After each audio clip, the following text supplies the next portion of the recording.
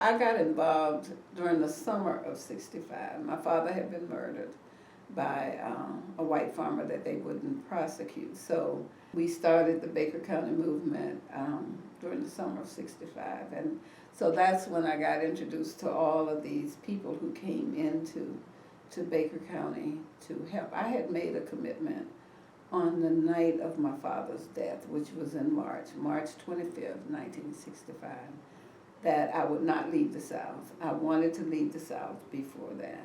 And so I'm the oldest of 6 children. So I felt as the oldest I needed to do something.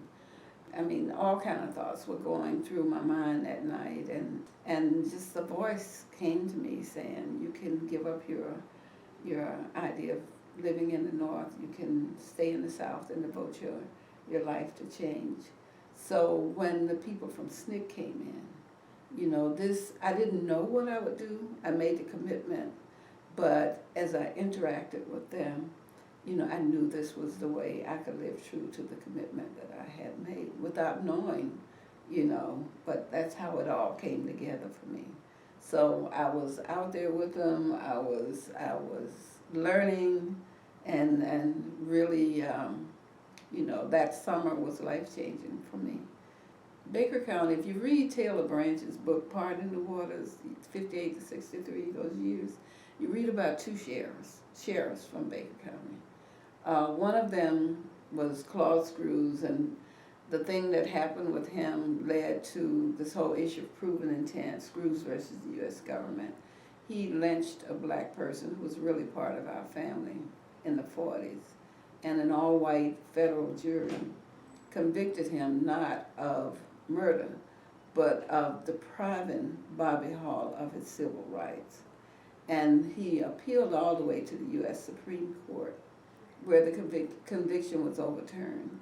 They said in order to find him guilty, you had to prove that as he was murdering Bobby Hall, he was thinking of depriving him of his civil rights. The whole issue of proven intent came from that case. And then the Gator, during my lifetime, was the sheriff who had killed a number of black people and just had folks really scared. There's still some older people, even today. The Gator's been dead since the 70s, but they don't want to ride through Baker County because of the things that happened when he was the sheriff. So to be able to pull people together in Baker County to stand up and face the Gator, you know, it was such a powerful thing.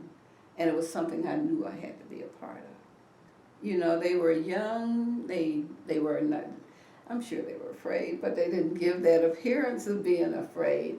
And that helped others to not be afraid. You know, that gave us all strength to stand up. I mean, I think the Gator probably had the reputation of being the worst sheriff in Georgia. I just pulled an article. We moved, and I found an article from 1981 when he had retired, and his son was sheriff. The FBI conducted some raids into the county to catch people gambling. They were white people.